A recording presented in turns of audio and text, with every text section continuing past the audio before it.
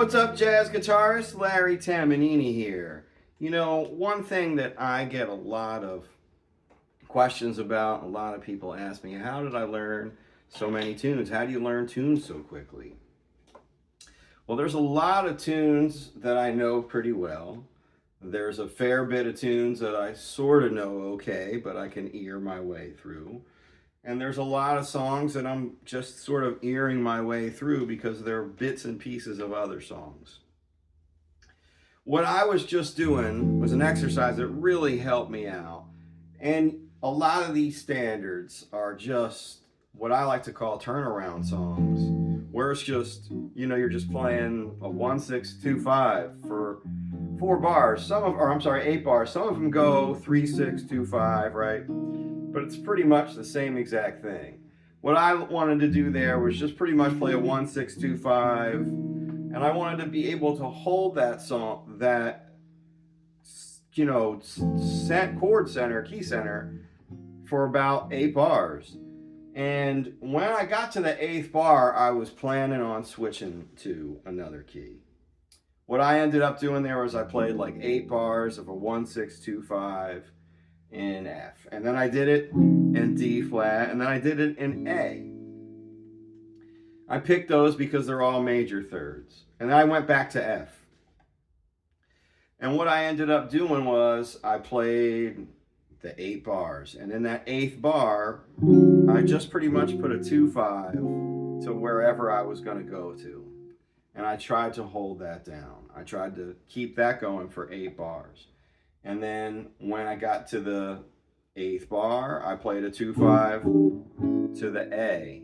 And I kept that for 8 bars, and I tried to find my way back to, once I got back to here, 2-5 back to F. So this can work in a lot of different ways. What I chose to do there was major thirds. And I'm not going to do a video on all the different relations, but you can get the idea. The next cool one to do would be a minor third, and that pretty much would be like you're playing this, right? One more time. And then here you're going to get ready to just move up to that minor third, B flat, E flat to A flat. You're going to keep that same thing going. And then you want to be able to play in B. Now,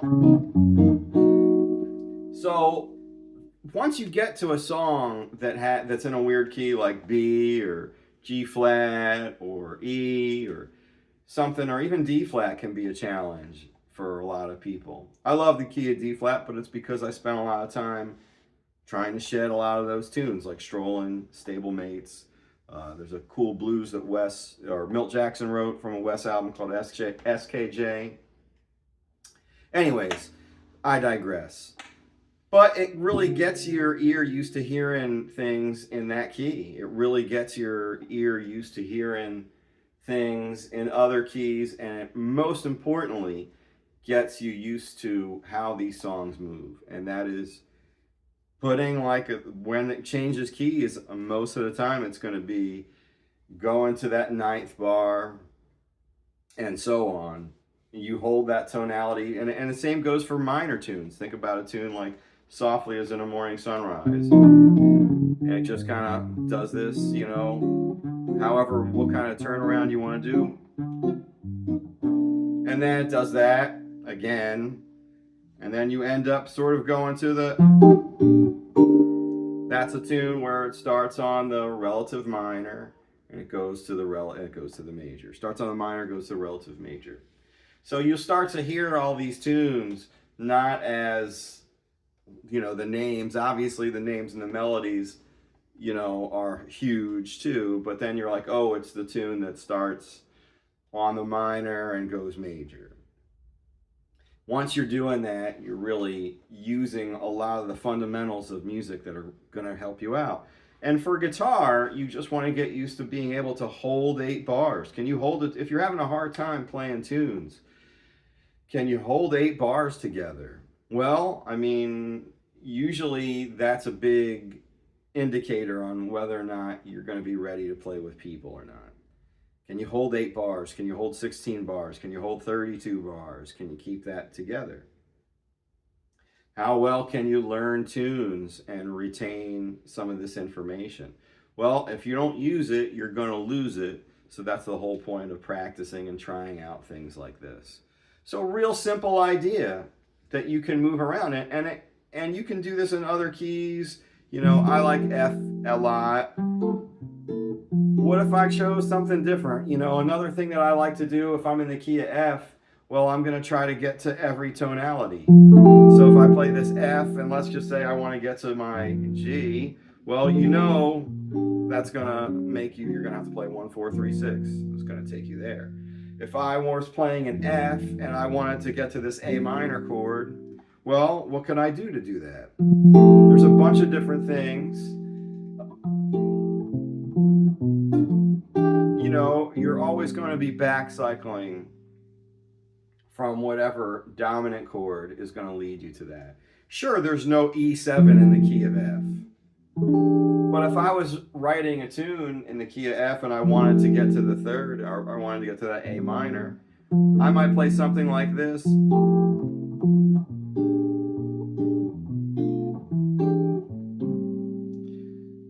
I might want to try a couple other different things too, right? Sometimes,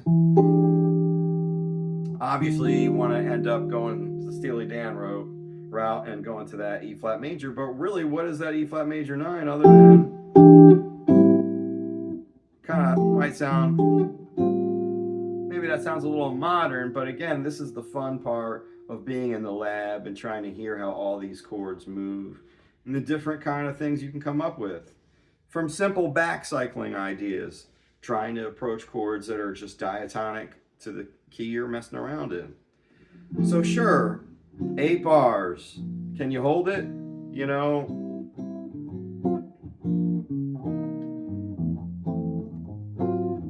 and then where do you want to go next? What if I wanted to go to B major here? All I'm really doing is trying to hold that F, that thing in F, that 8 bars in F, try to make it musical, and then I'm going to try to aim for that 9th bar. I'm going to stay in F up to my 7th bar, and once I get to that 9th bar, 8th bar, I'm going to play that B major. And I'm going to keep playing.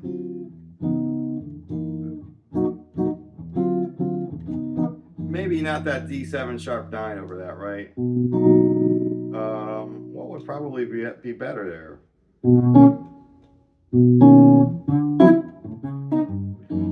For some reason, I kind of like all dominant chords there. It kind of works real nice from that F sharp to step right up to G minor and C7 and bring myself back to F. So you can see all the fun things that you can do just by trying to step outside of a key. Hold it down for a little bit, aim for that new key center, and you'll be like, oh, this sounds like this song. Well, chances are it probably is that song. Now, obviously, this doesn't work for a lot of Wayne Shorter or Joe Henderson tunes, but if you're the kind of player that's like aiming to get to those tunes, and let's just say like you're trying to play Inner Urge, but you can't hear your way through My Shining Hour, well, you know, you could learn a lot from going back and learning a tune like My Shining Hour before you start trying to play all your Witch Hunt licks and all your Wayne licks. So take your time.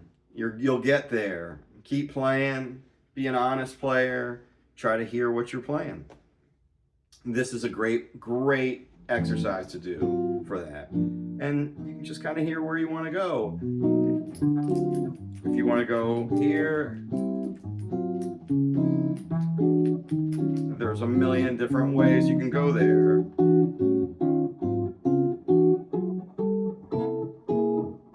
Right? I'm just trying to mess around with different ways to get back around to F. So, okay, that's a whole other thing. 8 bars. Mess around with it. Try to get to another key. Keep swinging. If you made it this far, thanks so much. Don't forget to hit that like, share, and subscribe button. Try to put up new content every week. Keep swinging. Bebop.